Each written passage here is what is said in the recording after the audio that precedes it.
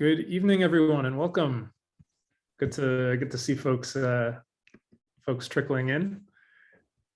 Welcome to tonight's session of Torah Bound, part of a broader series that we're so excited about during this time of the Omer, Sinai Bound, as we go through a community study of Pirkei Avot through different programs and resources, engaging in questions around community and our obligation to one another, with an eye towards creating together a community covenant for BJ. And we're so happy to root that journey each week in some deep and meaningful learning, looking at one theme from one Mishnah, from one chapter of Pirkei Avot each week, making our way through the 6 chapters of Pirkei Avot. And I'm so excited to welcome for tonight's session Rabbi Noa Kushner, who's joining us from San Francisco.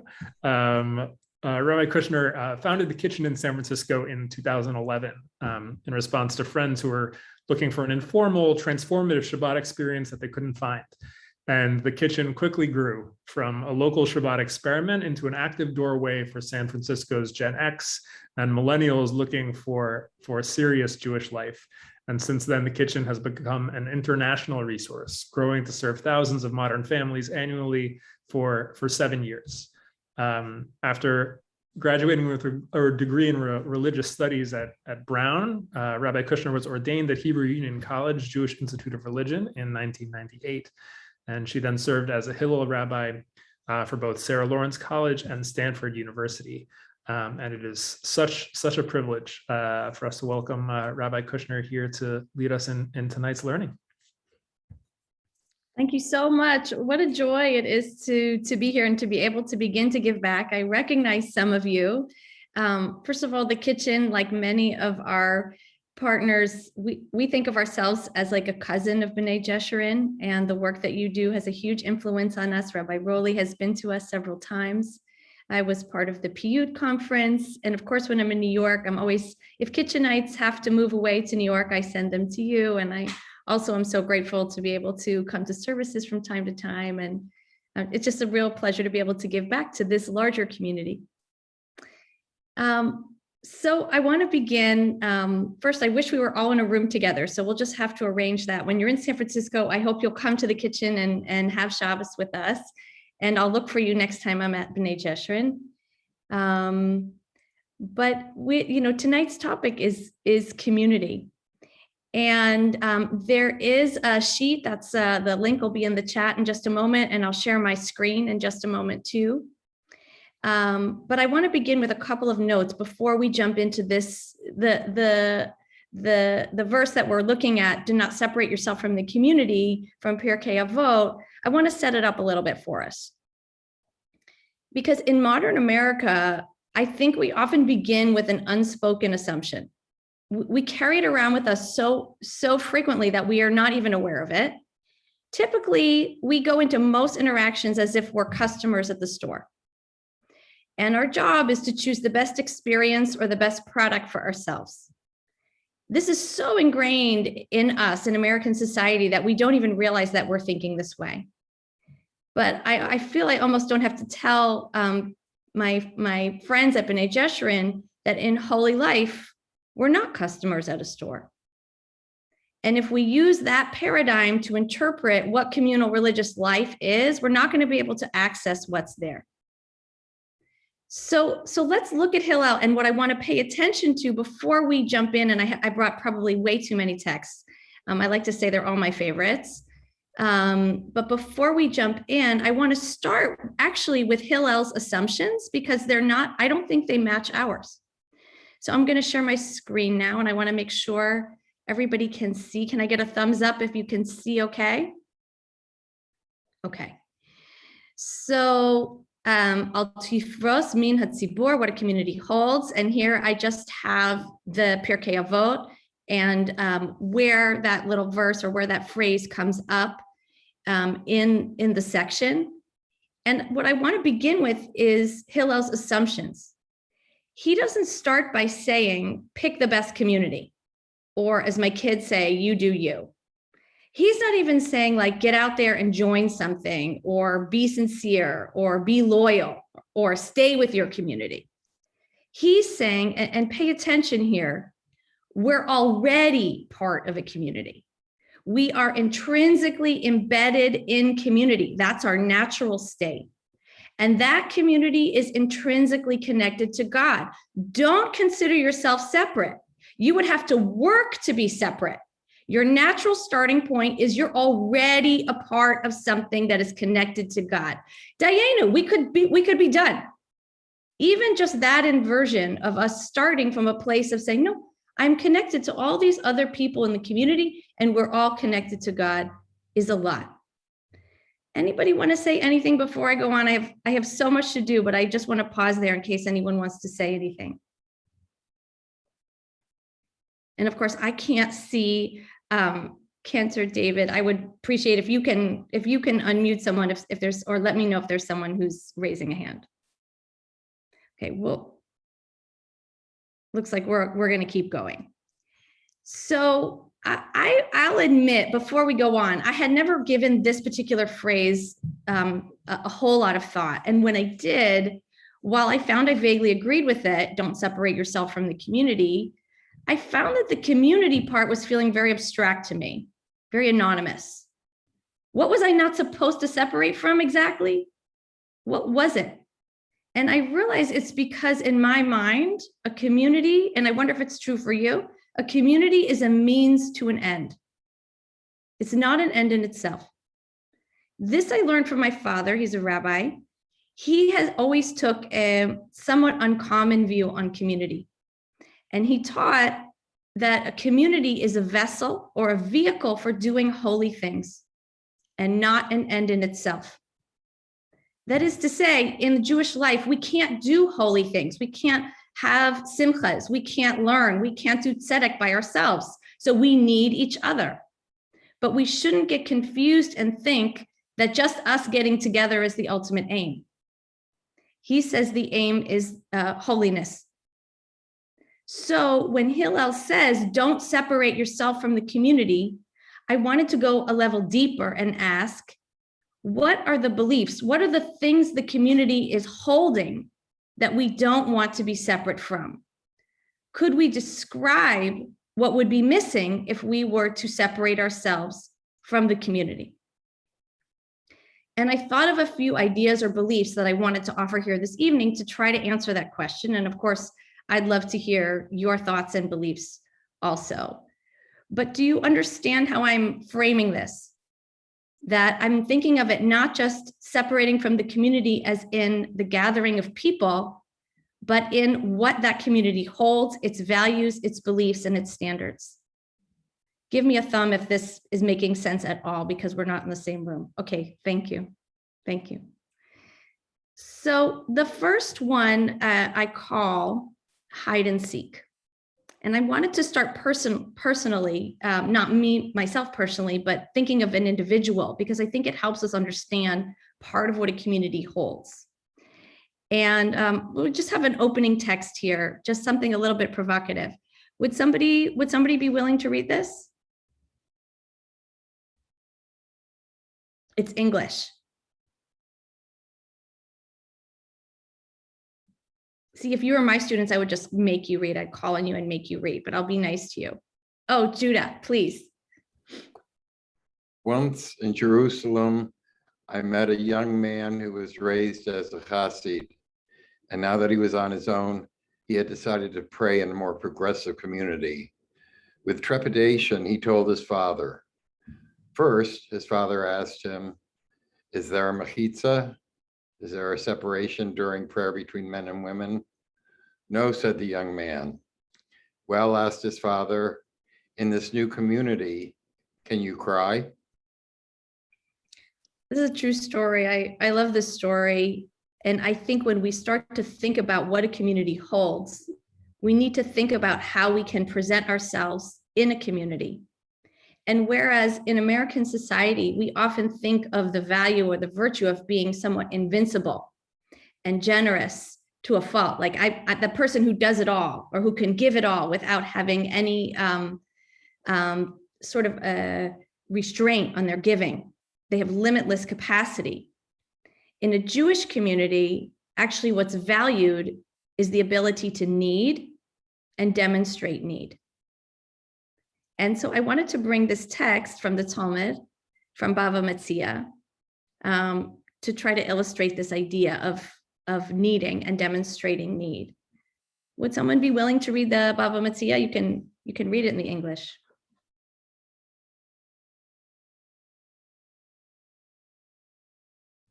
You're New Yorkers, you're not supposed to be shy. I'm happy to read. Thank you. The sages taught in Beitle. Yeah, Beitle, exactly. Beitle, there was a claimant stone in Jerusalem, and anyone who lost an item would be directed there, and anyone who found a lost item would be directed there. This finder would stand and proclaim his find, and that owner would stand and provide its distinguishing marks and take the item. And that is the place about which we learned in a Mishnah, Ta'anit 19a. Go and see if the claimant's stone has been obscured by the rising water. Okay, we could leave the Mishnah aside at the from the end, but this is an ancient lost and found. And actually, my dear friend Rabbi Tamar Elad Applebaum, who I think has a connection to B'nai Jeshurun also, she brought me this text. This is the idea, and I want to expand it to a community. What if a community was like a claimant stone, was like a lost and found?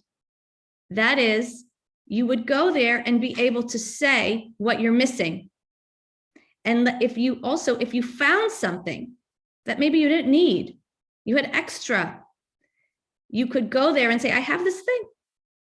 And people would then find one another through those needs and through those bits of extra. Thoughts, comments? Does this resonate with you?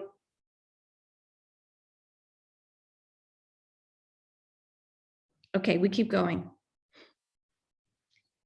I wanted to bring up one little story from Pesach. Oh wait, Sonia, did you want to say something? That'd be great. Okay, I feel kind of bad for you, so I'm going to speak up. You don't need to feel bad for me. I got 3 kids. I've been doing this for 25 years. Don't worry. Okay. So I like the idea. This is not to be taken concretely, this idea of having needs that one brings to the community and having things that one has to give to the community, right? So it's a beautiful notion, I think. I'm so glad. I'm so glad you like it. Yes, it's quite material here if we read it on like an shot level, but exactly, it's a metaphor. And sometimes if you didn't have that lost and found place to go with regularity, you might not have an occasion to think about what you're missing, right? Oh, I see some more raised hands. Good. How do I pronounce it, Mace? It's Mish, and it's not phonetic. I'm sorry. In English, it's Please, Galatian. Yeah, it's Galatian. So, but I didn't know I could talk, but it was very poignant for me, the part before with the father asking, can you cry? I think one of the things that I really have liked about shul and just growing up, I had, very strong male figures, but just how it's okay, whether you're male or female, to have feelings. At shul, the kids might be melting, or if you're a parent and you're kind of unraveling because you have 3 kids under 5. My experience has been there's been very little judgment. And so it really touched me to read that where the father is saying, can you cry? Can you be who you are at your core?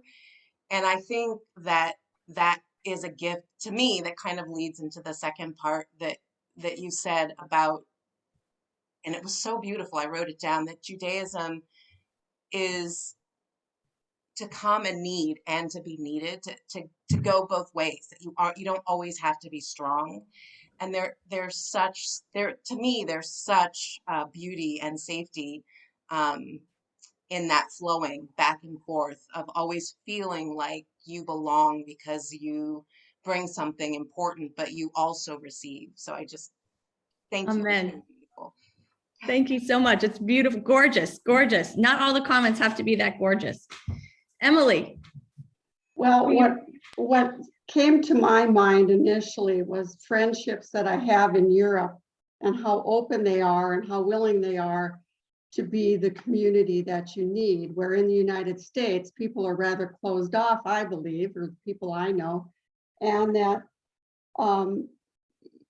I get this closeness, this community with shul, but also with a therapist. I mean, it's the same thing. You know, you can go there and you could say whatever you need to say, whenever you need to talk about, and it's accepted and it's okay. So that was just a kind of a commentary. So Yeah, Baruch Hashem for therapy for sure. And I think the thing about shul is that it is spontaneous. And you might be, in this analogy, the patient, but you might also be the therapist, and you don't always know. I wanted to bring a little story. We were so lucky to have Seder in person this year, and this I invited this wonderful Israeli rabbi who's in Sacramento for the year, and she had 3 kids, and she had this little 6-year-old named Aviv.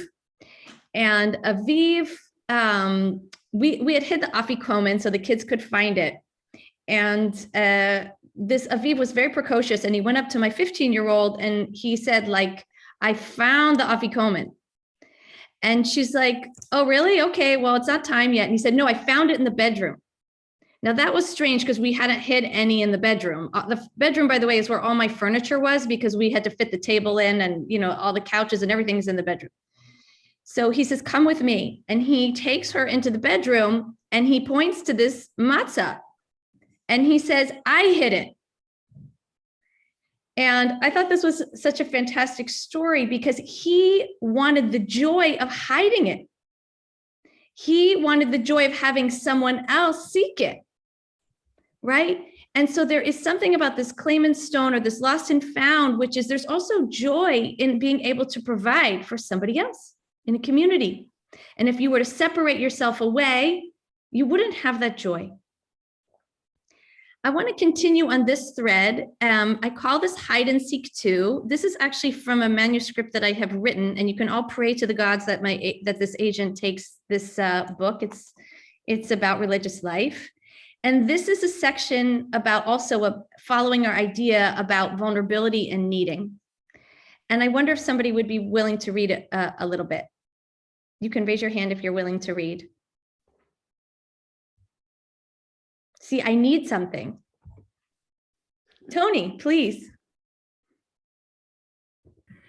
Okay. There's a story about 2 guests who visited the community of Premishlan. Sure, yeah.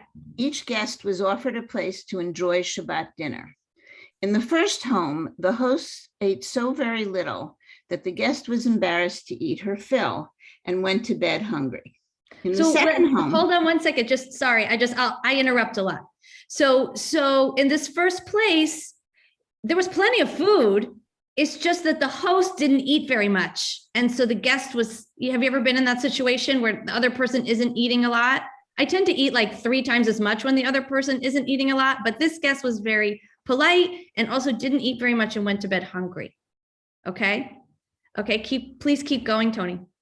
In the second home, the host ate along with her guest, but because the host did not cut any extra pieces of bread and the guest was ashamed to ask for more, she also went to bed hungry.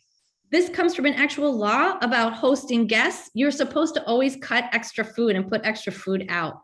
I have a hard time imagining anyone on this call doesn't like buy 3 times as much food as is necessary for an event. It might be an Ashken normative little trait, but in any case, they didn't cut any extra. They were they wanted seconds, but they couldn't take it. They were afraid to take seconds. Okay, let's keep going. Oops, sorry. Yes, when the guests went to the rabbi's house the next day, the rabbi saw how hungry they were. And because this rabbi was kind of magic, she also knew the reasons why. So the rabbi said to the whole community, we know welcoming guests is of the utmost importance. So as a host, you must be hungry and eat your fill so that your guests are comfortable eating. As well, even once you're full, you've got to cut many extra pieces of bread so that your guests are comfortable to take as much as they need. Good, please keep going. Oh, okay. Explicitly, we must need in another's present. We must need in another's present, and we must allow another to have needs unrelated to ours. Both are essential.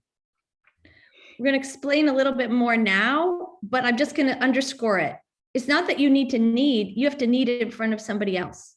You have to be willing to admit that you need. And you also have to allow somebody else to need, not what you want them to need, but what they actually need.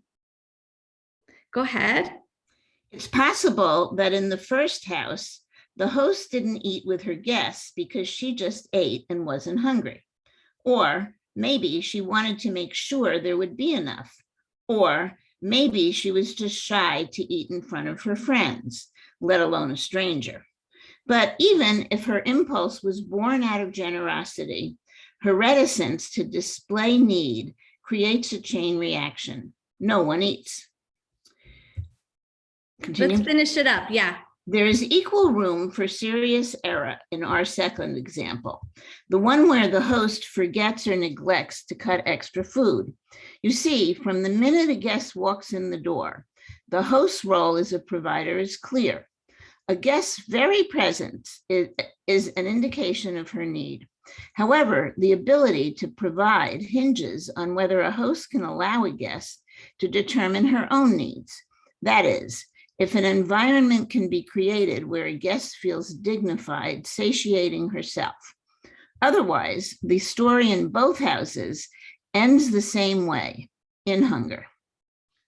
So let's talk about this one for a second and how it relates to what a community holds. What does it bring up for you? And let's look at the first one, just that you have to have needs. You have to be willing to eat, to want to do something. Even if you would rather be generous or graceful and, oh, I don't need it, you take it. The problem is the other person then is afraid to express their own needs. You understand? Any comments? Yeah, Tony, did you want to say something? As I'm reading this, I'm thinking that a lot of this is about permission. Mm-hmm. Because if you eat and you're hungry, you're giving the other guy permission to expose that person's self. Or if one considers hunger a vulnerability or whatever that is. But if by your own behavior, you're behaving in such a way, you're giving that person permission to be vulnerable, whether it's crying, whether it's eating, whether it's asking for something. That's exactly right. That's exactly right. One of the saddest stories was I went to a woman's house, an older woman, and her husband had died. And I said, you should come to shul. And she said, I can't come to shul because I'll cry. Right. And I said, that's why you should come. That's exactly what you should come to do. Right? So exactly. Any other comments or thoughts? I know things are coming up in the chat. I'm not very good at managing all the things. So if you don't mind raising your hand and saying it would be great. I put in the chat, this is Joyce, I put in the chat that a community can hold grief as well as joy. That's right. That's right. And in fact, one of the most powerful things I think about a bar bat mitzvah or a simcha is when someone's also saying Kaddish and they can share that, that can be shared by the room. Fran and Warren, please. Thank you. The thought just raced through my mind that the analog to that example is using community as like a spiritual oasis. Beautiful, beautiful, gorgeous. And now let's look at this other one, which is less intuitive, where you're supposed to cut bread, even if you don't want it, because you have to allow someone else to need something that you can't anticipate. And by the way, it might not be bread, it might be a place to sleep, or I don't know what it is, but you can't script it. Anyone have a response to that? Very well, let's go on. Oh, Oh, sorry. please. No, again, I like that preparing for what isn't really there yet, but thinking about what a need might be. I'm seeing a theme here. I don't know if there really is a theme. I'm just seeing a theme, but I think I like that. I'm so glad. I'm so glad. I also think, you know, as teachers, as parents, you know, the idea that like sometimes we have an idea of what somebody else is going to want, but we actually have to take a step back to say, oh, what is this other person trying to, what are they trying to do? What are they bringing to this situation? Yeah. Can I say something about that? Yeah. So one of the things I'm thinking is like, if you're assuming somebody needs something, particularly somewhere here it says something that's not necessarily relevant, then you're trying to keep control of the situation. Exactly. Exactly. And here's the thing, and I'm going to bring this back a few times. The community, and obviously this is a community of like a household, it's a teeny community, but the idea is that God is in charge and not us. We don't get to determine everyone's needs. God does. And so it's a correction of sorts to say, oh, I'm doing this. It's a mitzvah to bring somebody into my home or to welcome someone who's walking into the sanctuary. And it's not my job to determine their needs or when they're fulfilled. It's my job to be in service of the Holy One and try to help the best I can. But you're exactly right. So I want to keep moving only because I have so much that I brought, and I'm going to switch gears a little bit here. So far, we've been dealing with individuals, one-to-one, what a community is comprised of, and kind of fighting against this idea of invincibility as being the best way to be, right? We're now in a place of like, oh no, everyone needs something. That's so obvious. If you can't talk about that in shul, I don't know where you're supposed to talk about it, right? So here, when I was trying to think of, again, what does a community hold? What are the values and the ideals and the beliefs that a community holds? I wanted to teach now about a larger group of people. And this is in a negative example. I want to look at Bavel, the Tower of Babel, because boy, that was a very, very productive, efficient community. They built a giant tower up to heaven, right? We're going to read the story very quickly and then delve into it. The rabbis have some very serious understanding and some very concrete critiques, very sharp critiques of what went wrong in Bavel. And I feel like by looking at what the rabbis did, how they interpret Bavel, we may then be able to understand what went wrong there, but also what we might want in a community, what we might think is essential in a community. Sound good? Okay. So would someone just read, we're just going to read, it's just a few verses, the story of Bavel. So I don't, in case somebody doesn't have it like front and center, I want to make sure everybody's on the same page. Would someone read from Bereshit, from Genesis?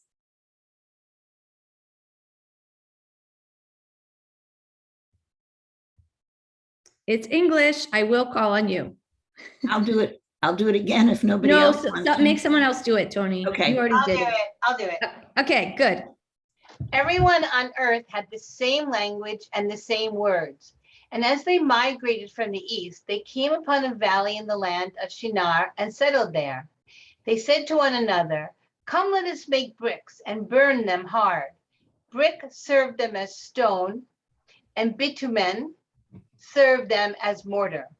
And they said, "Come, let us build us a city and a tower with its top in the sky to make a name for ourselves, else we shall be scattered all over the world." God came down to look at the city and the tower that humanity had built. And God said, "If as one people with one language for all, this is how they have begun to act, then nothing that they may propose to do will be out of their reach.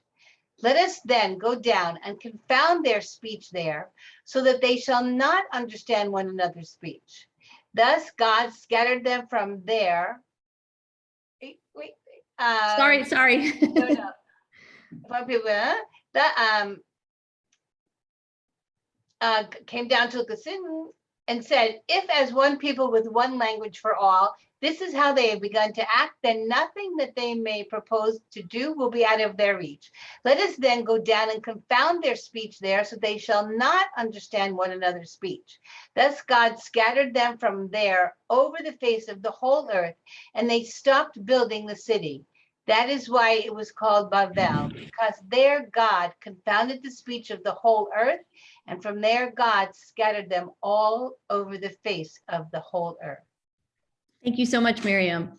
So there's so much we could probably teach, several sessions just on this text. It's a very, very rich text. But the reason I wanted to bring it is because, boy, this is a very, this is a community. They are working hard together. They build this tower. And we know it was bad, even on just a shot level, because it was destroyed. Now, we could have another argument at another time about maybe it shouldn't have been destroyed and God shouldn't use violence. It's a whole other, I live in San Francisco. We could have that argument. We could definitely have that argument.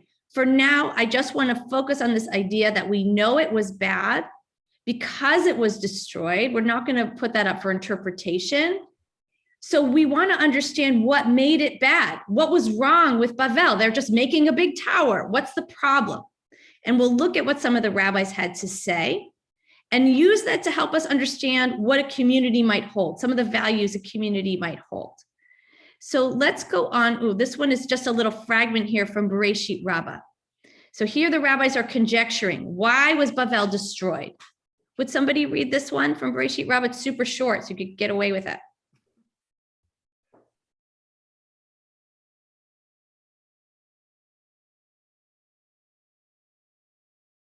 Come on, New York, you can do it. I'll do it. Okay. One Thank you. This is Liz. The later generations would not learn from the earlier ones, as it is written, and the whole world was of one language. So let's talk about that for a second. You have an idea. Why was Bavel destroyed? Because the newer generations didn't learn from the parents and the grandparents. One of the things. Yeah, go ahead, please. I just want to say, I'm so glad you put up Bavel because I love Bavel. And one of the things I get confounded by it every year is that it's part of Parshat Noach. And so whenever you go to synagogue, the sermon is always about Noach. Everyone's talking about Noach and they never get to Bavel. And Bavel is like, and so it's left as this big, like, what? So one of the things, if you understand that the later generations did not learn from the earlier ones, and you understand that Noah was already a wise man of his generation, like, and this comes right after the flood, like they really haven't learned anything, right? And so the least that God could do, because he's already said he's not going to have another flood, is like scatter the people, and then you're going to need to find a whole lot of smaller communities that they're going to build internally instead of trying to stack everybody one on top of another. So I don't know that I have any insight to this otherwise, but I'm so glad you're doing this because every year on Shabbat Noach, I'm like, I want to know more, and we never get there.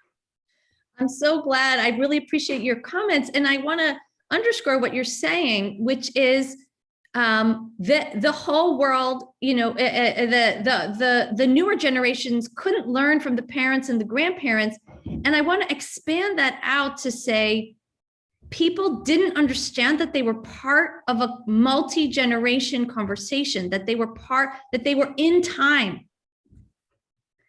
I'm saying that here from Silicon Valley where, wow, the now and the disruption is like for sure the force of everything. And when we forget that we are in time, it's easy to lose a sense of humility. Right? If you think your moment is the most important moment and you have no idea of your parents or your grandparents or your history, that really starts to sound pretty dangerous, right? Oh, we got some hands. Terry, please. So I just kind of had an interesting visual that also goes along with a lot of the work and the study we're trying to do with diversity. But if we stack vertically, and we have a hierarchy, perhaps we don't learn from one another, but when we spread out and it is more horizontal and there's not a hierarchy, we can learn and hear and listen and observe differently without a hierarchy, but when we're standing on the same level. Beautiful, beautiful image. Thank you. Stephen and Nilda. This is Nilda. Hi. One of the reasons I believe God got angry is because they were building this tower. They separated themselves already from a community that they were part of. And the first thing they did was they wanted to build a tower straight up to the sky so everybody around them could say, look at me, and forget about the communities that they had been in already. Beautiful. I love how you're bringing the text together, right? And by the way, if you think you have been created like out of thin air and you don't understand you were created by parents or by, you know, by a whole community or by generation, you really have a warped sense of self. So one of the things community can provide is context. You walk into the room, and even if it's very basic, I am not the only person on the planet. I don't have the only views here. Other generations maybe saw the same. They were fighting the same problems, or maybe other generations saw it differently, and we're going to make some shifts. But there's an enormous contextualization that's happening. I want to keep going because I've brought so many texts, and they're all super amazing and important. This comes from Ha'amek Davar, who's an incredible commentator. And remember, we're looking at the reasons Bavel was destroyed and what was wrong with this community and trying to learn. Would somebody read from this, Dvarim Achadim? Oh my goodness. Okay, I'll read it, Deborah. Thank you. And the same words, the text did not explain what those words were. Rather, it leaves as a hint, as explained in Midrashim. Meaning it says they all spoke the same language. That could be translated a lot of different ways.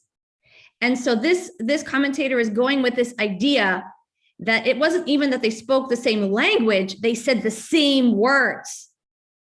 Okay, you understand? Okay, go ahead. But the words themselves are not explained by the text. It just tells us that they were the same words to teach us that it wasn't because of the content of the words themselves that the Holy One of Blessing was distressed. They were what they were, and they were what they were, and in its simplicity, there is not sin, and on the contrary, all appears well. But here, what happened is that all thought the same thing, and this came to be the problem of the settlement. So what you have here is this insistence on groupthink and conformity. Okay, it's not even, says Ha'amek Davar, that what they said was problematic. It's that there was no room to say anything else. Everybody had to say the same thing. This hits home really hard for me right now with just the lack of discourse and the lack of engagement with a huge variety of ideas. Right? So here we have another function of a community. We're looking at the negative, but what's the positive? The positive is that we shouldn't all say the same words. We shouldn't flatten speech and discourse to the point where there's agreement, even though it all appears well on the surface. There's no arguing. This commentator is saying it actually was the problem. That's what made God so distressed. Anyone want to comment or say anything? Yes, Barbara. Very Jewish. You know, having disputes as, you know, fundamentally important seems like a, you know, pretty Jewish attitude. That's right. And a tolerance for that, right? Which is against our culture. as opposed to saying you shouldn't need, you should be invincible. No, you need. Instead of saying everybody should agree, calm down, let's all say this. No, we should disagree. Beautiful. Other people. Mace.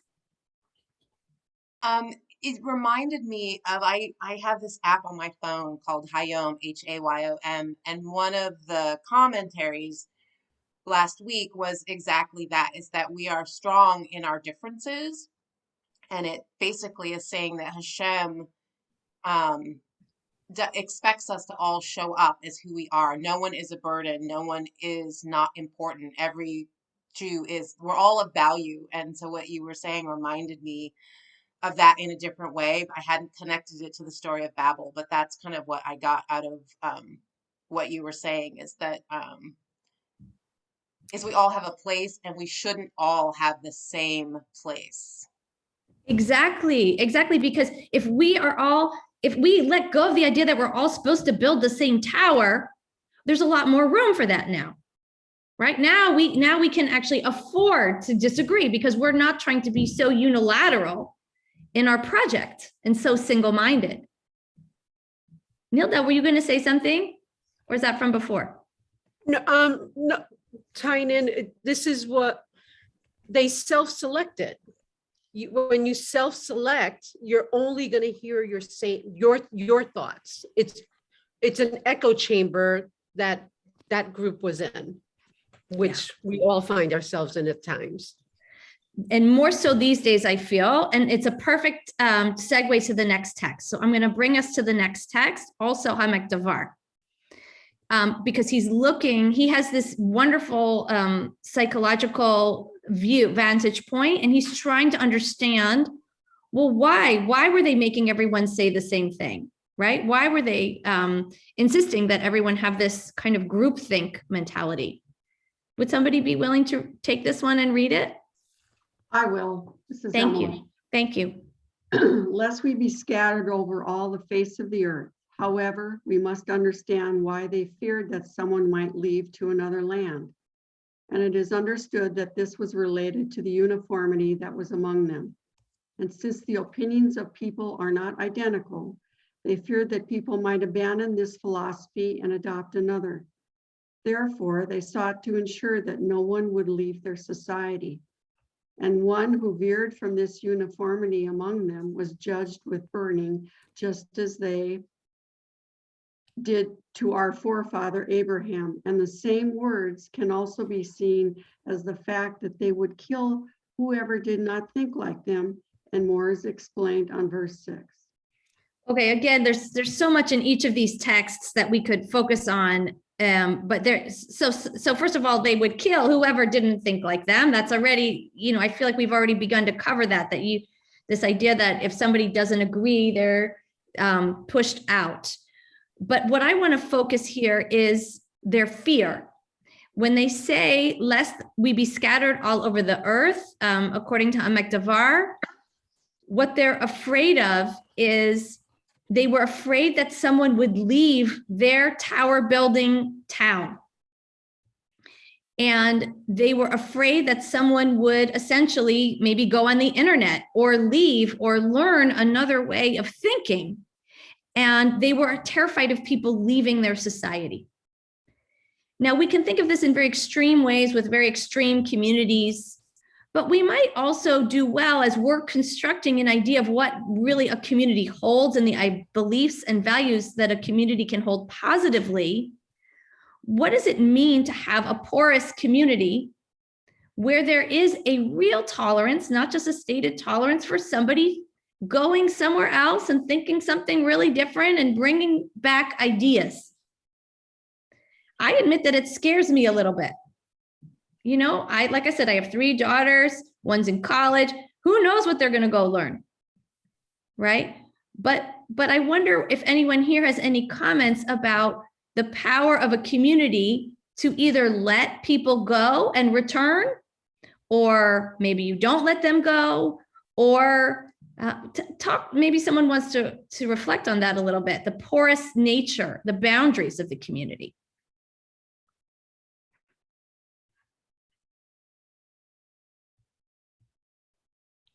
I'll tell you why I brought it. One of the reasons I brought it. I think that it constitutes, oh, we have some hands. I'll let the other people speak and then I'll say what I was going to say. Sonia, please. For me, this is circling back to the notion that everyone has different needs and also different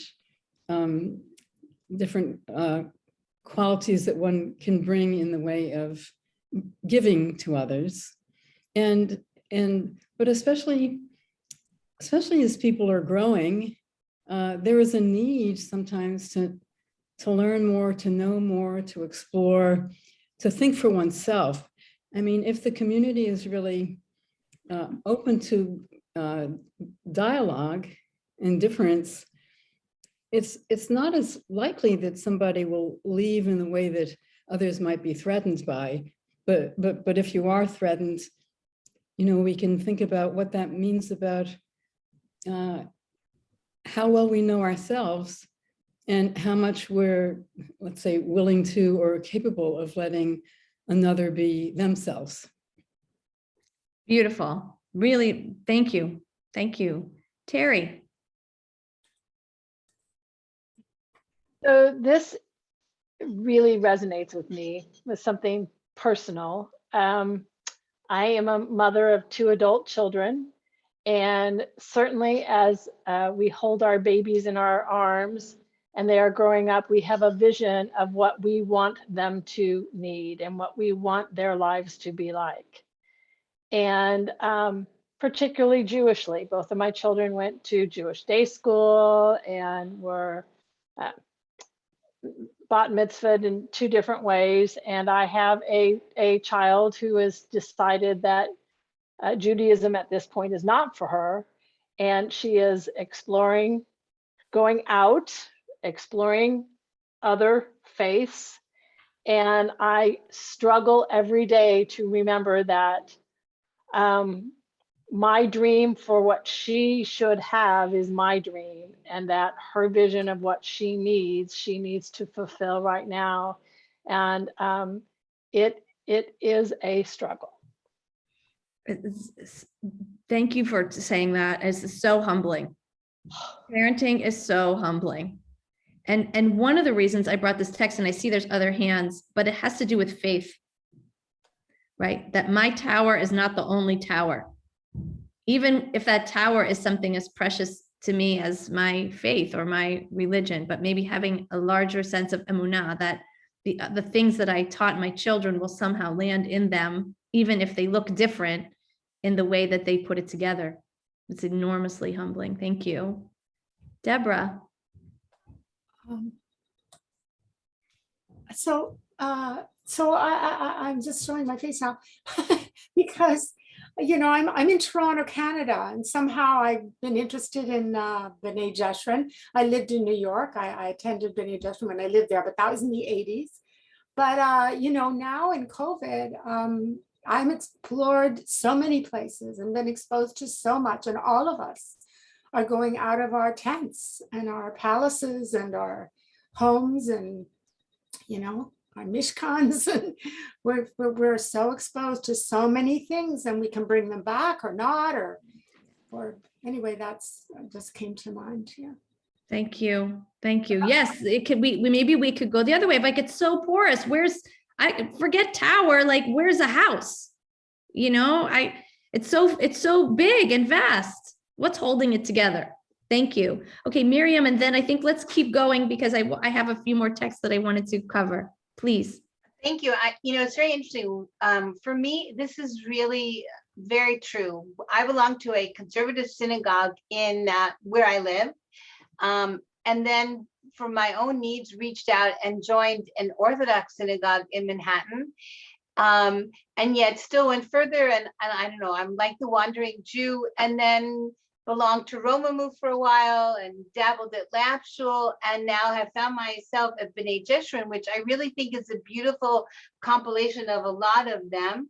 And yet my conservative shul is really my anchor because it's where I am. and participate a lot. And yet and the rabbis know that I come in and out, and I'm always welcome back. I find that it's really very nice when you brought that up, to know and to have a community that says, I know you need to go. I know we're not doing enough for Purim and you need to be someplace else, and very open about it. So I feel very grateful for that.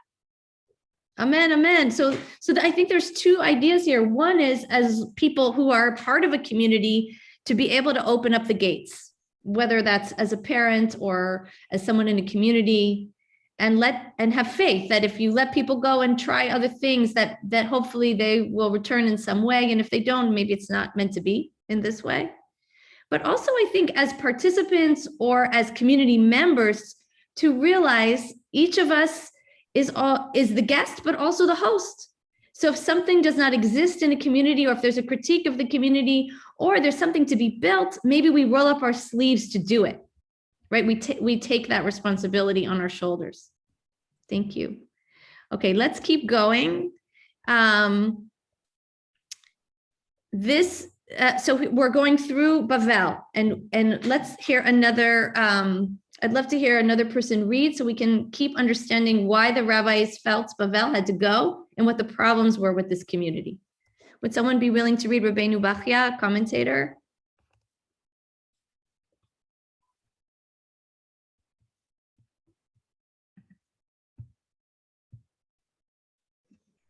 I'll just read it. There was another reason which motivated them. They had been witness to the fact that God had decreed death on Adam, while they perceived themselves as physically powerful and enjoying a much longer lifespan than the 120 years God appeared to have decreed.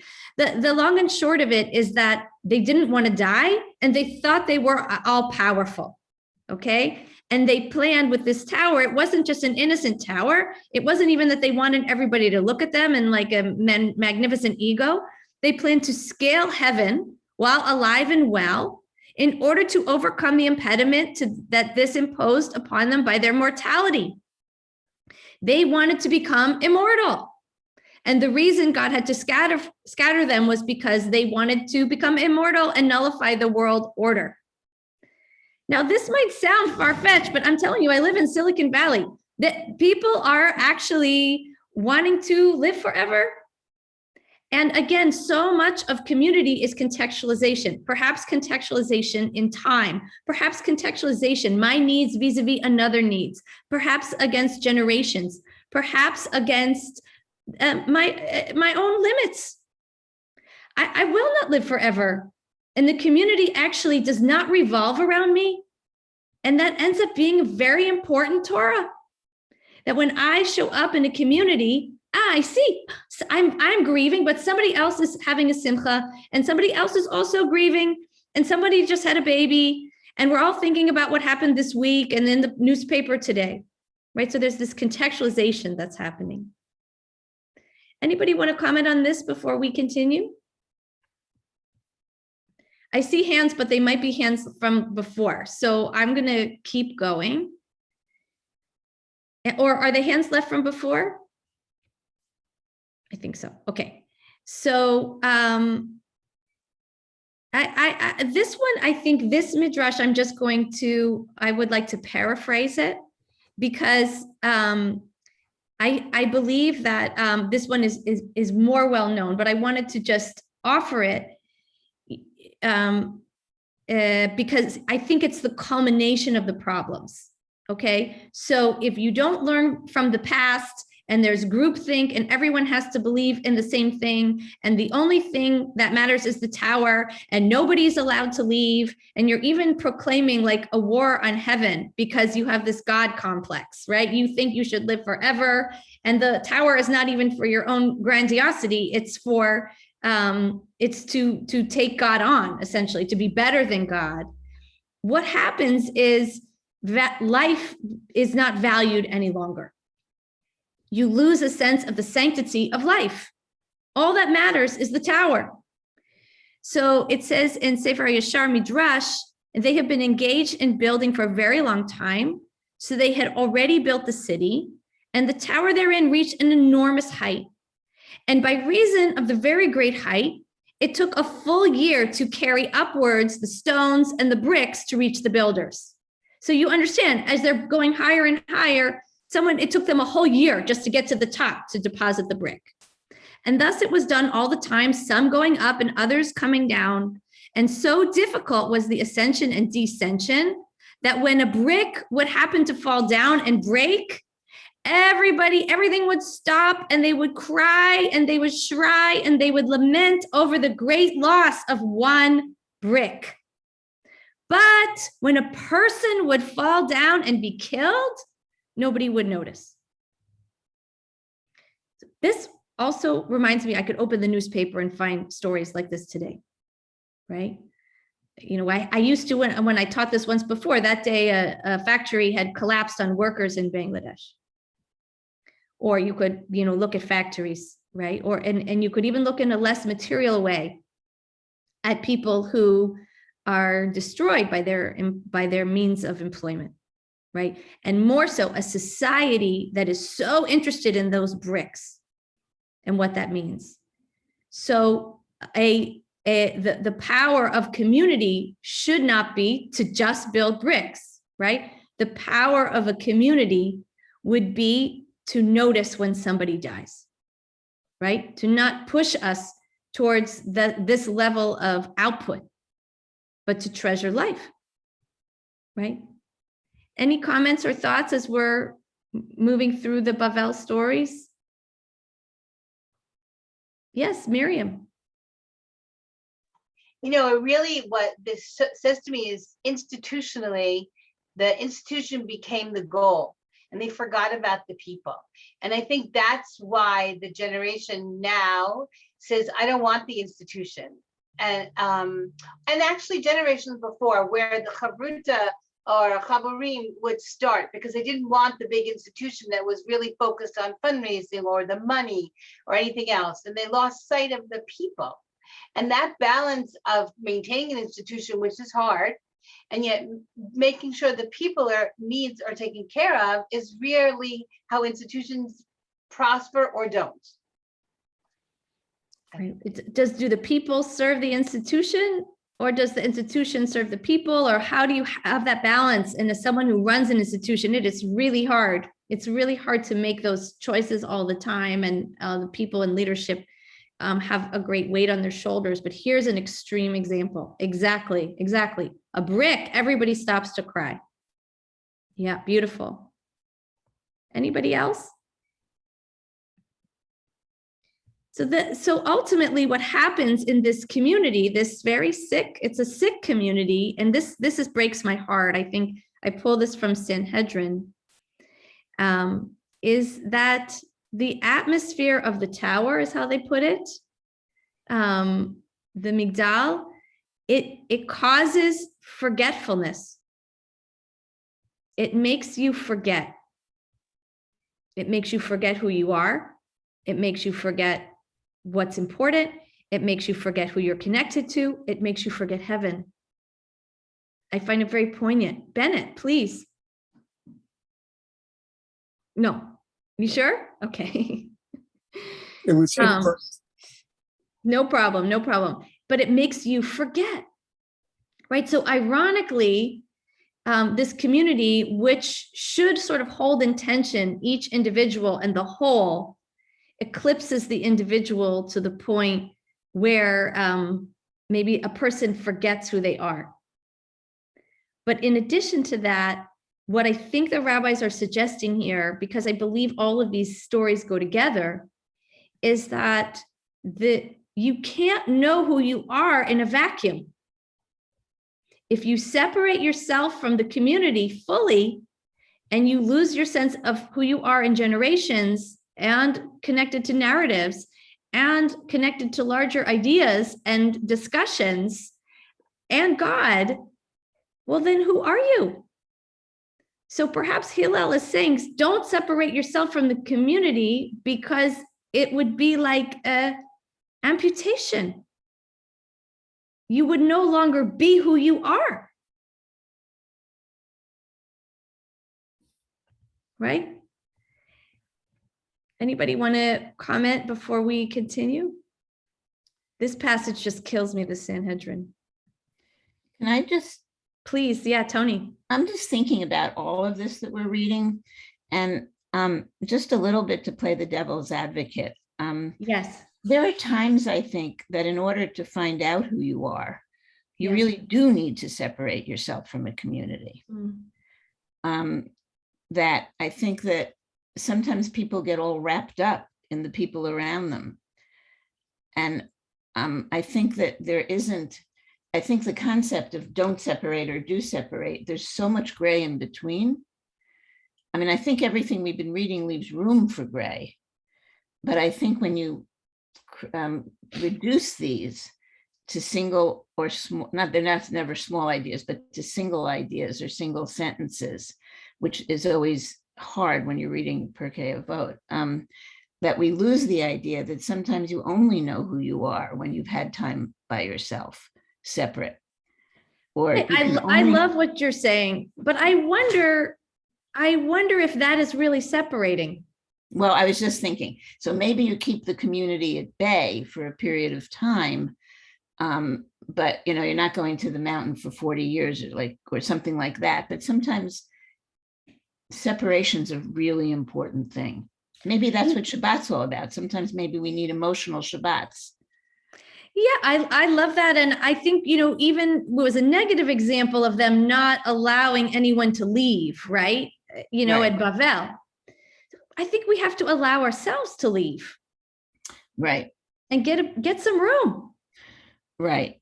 Where I'm coming from here, maybe it's a San Francisco vantage point, but people are so focused on themselves that they have forgot that the starting point is I'm part of this other thing. That seems to be default here. Yes, Terry. And I'm thinking of those rallies and these, never ending sign the petitions. And, that you get caught up in this, maelstrom of community. And this is what we're all thinking, that you really need to get away from that sometimes.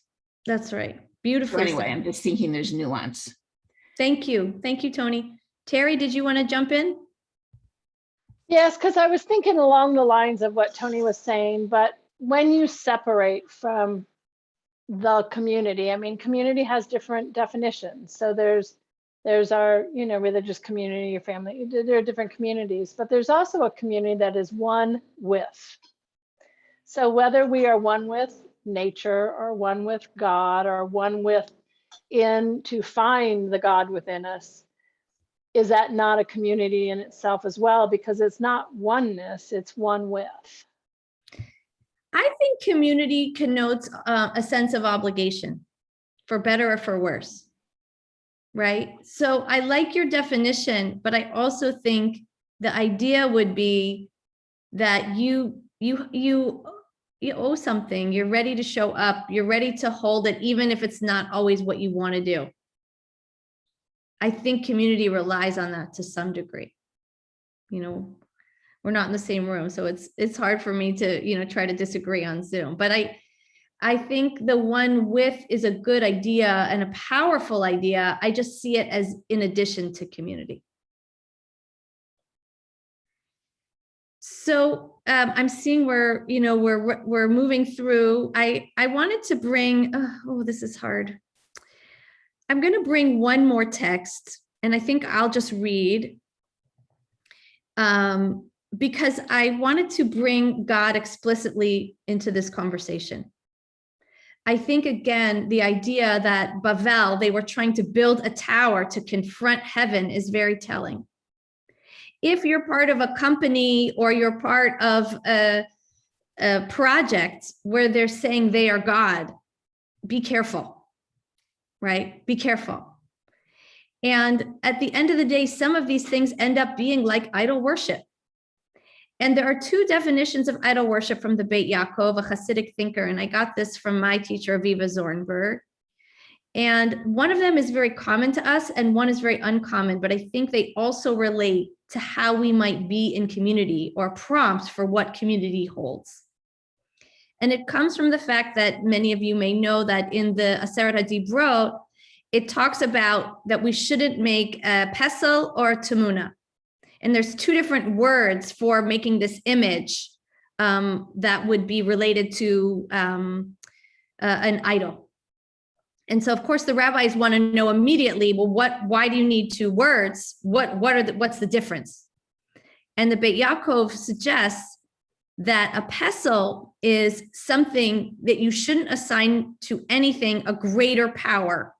There's nothing that is greater than God, right? In other words, you would say this thing has a great power and an excess of God. Not even that it's greater than God. You shouldn't say that any one thing has extra God in it. Okay? And I think that is the version of idolatry that we're more used to, that we're more familiar with, right? If you make the golden calf and you say this thing is godly, like we understand that as a concept of idolatry. You should, and he's saying one of the reasons you shouldn't do it is you shouldn't say it has a strength that's separate from God. Okay? But the other definition, and this is the one that I wanted to bring, a tamuna teaches that you shouldn't disparage anything or anyone, saying this has no power at all. This is not divine at all. Because when you assume somebody is not divine, or you're using someone, you're not treating them as divine, you're also disconnecting them from God. You're saying it has no heavenly honor. It has no God in it. Okay? And I think in community, one idea we could take, not only that we might be porous, or we might be tolerant of each other's views, or we might see each other in time, or we might see each other, as a kehila, as a group.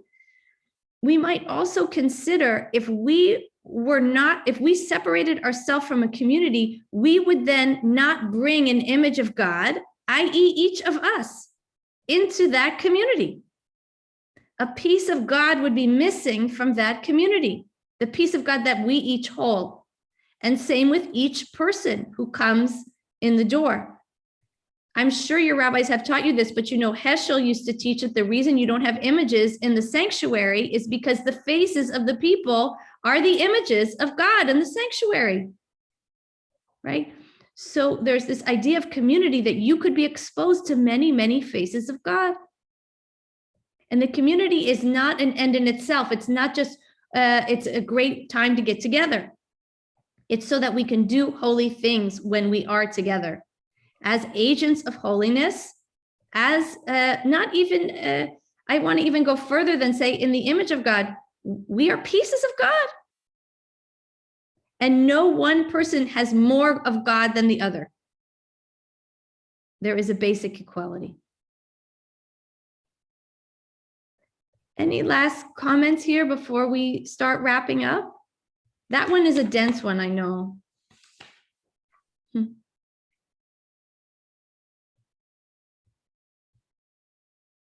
We talked about how institutions can become, in a sense, idolatry. We could worship the institution over the people in the institution, or we could say we're worshiping it over God. We're here for a purpose, to connect to heaven. We're here to help each other connect to heaven. I see a hand. Something that you said kind of resonated with me. I was kind of hearing everyone, when we were talking about separation, but you said, and I don't remember how you said it, but the gist of it is that I think, oh, I remember you talked about someone who was suffering during a simcha, and someone who wasn't. I think that at the core, when we think about, or when we talk about a need for independence and to be separate, the way you explained community to me made it seem like, or to me and how I experience community, is you get to be separate within.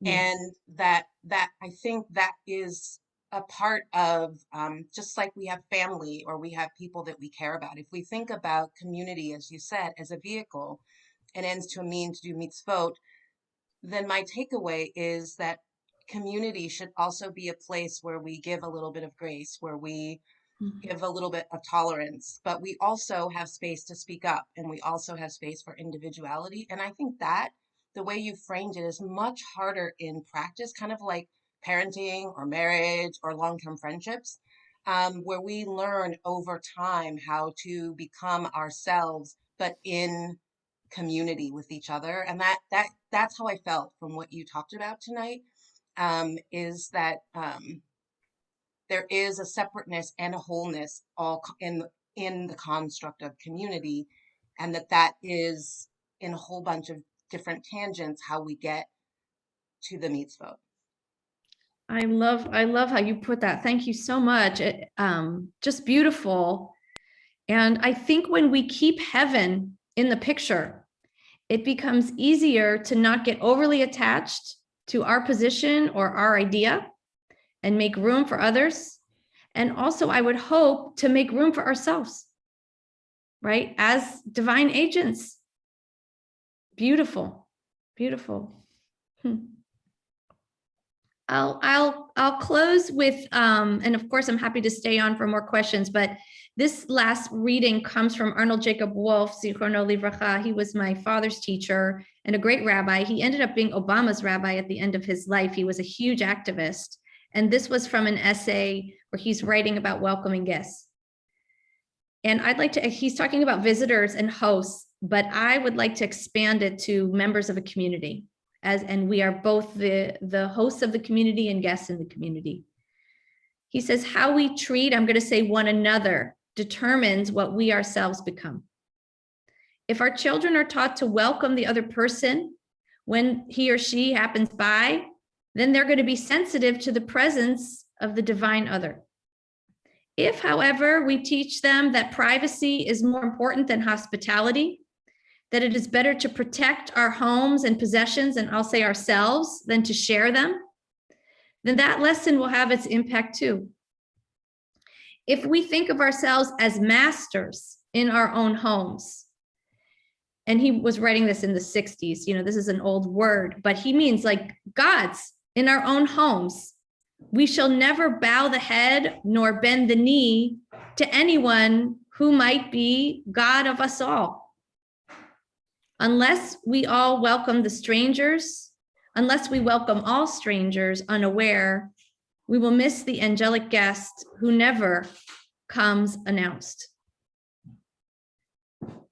So I just, my bracha for us, and again, I'm happy to stay, and for your beautiful community from which I personally and professionally have drawn so very much, that you have the koach to ask the hard questions and carry the weight together, that you have the courage to need and have unscripted needs, so that you can continue your incredible legacy of growth and ground path breaking and leadership and home for so many people across the country.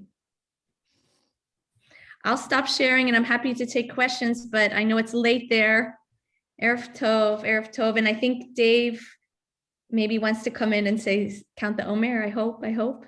Yeah, so first, just again, Rabbi Kushner, thank you so much for tonight's learning. So rich and meaningful. I think we're all feeling that. I did want to just mention to everyone that this is part of a broader series. In fact, this evening is part of a learning series. So we'll be back next week, exploring kind of our next theme from chapter 3 of Pirkei Avot. That'll be with Rabbi Shmuley Yanklowitz of Valley Beit Midrash, and we're thrilled to have him as this series continues. And to say again that this is part of a broader project to help us think about not just community, but our communal obligations to one another, in service of ultimately creating a community covenant for BJ. And part of that is our virtual community journal, which is on our website. I'll put the link there in a few moments, where if there are still ideas percolating from tonight's session, go on there. We've got specific prompts on this topic. You can share a video, audio, or just simple text, and we want to learn from your lived experience and learn from what's in your mind and your heart as we build this community covenant together. But again, thank you, Rabbi Kushner, for tonight's learning. And we do want to take advantage of the fact that we are on Zoom late enough at night that we can count the Omer together. So if you have Siddur Sim Shalom handy, some of you may have come right to this Zoom from the evening minion Zoom, so you may already have it out. But we count the Omer on page 237 in Siddur Sim Shalom. So I'll invite you to join me and rise. Tonight we are counting the 18th day of the Omer. הנני מוכן ומזומן לקיים מצוות עשה של ספירת העומר, כמו שכתוב בתורה, וספרתם לכם ממחרת השבת, ביום הביאכם את עומר התנופה, 7 שבתות תמימות תהיינה, עד ממחרת השבת השביעית תספרו 50 יום, ברוך אתה אדוני אלוהינו מלך העולם, אשר קידשנו במצוותיו וציוונו על ספירת העומר. Today is the 18th day of the Omer, Hayom 18 Yom, Shehem Shnei Shavuot ve'Arba'a Yamim LaOmer. Thank you all so much. Erev Tov. Have a wonderful evening. Shachari tomorrow morning at 8 o'clock Eastern. Erev Tov. Thank you. Thank you so much, Rabbi. Thank you so much. This was excellent, Rabbi. I really enjoyed being in New York with you. No, you're not. I enjoyed being in California with you. Okay.